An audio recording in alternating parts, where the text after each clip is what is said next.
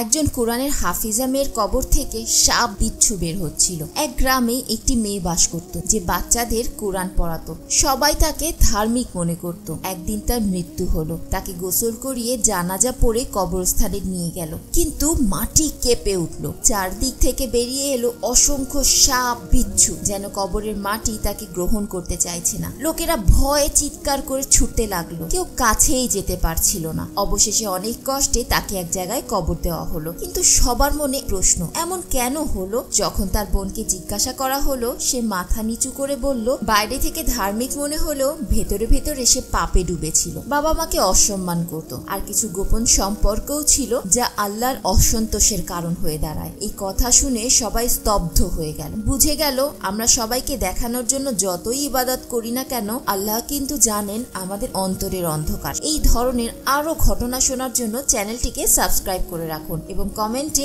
আল্লাহু আকবার অবশ্যই লিখুন।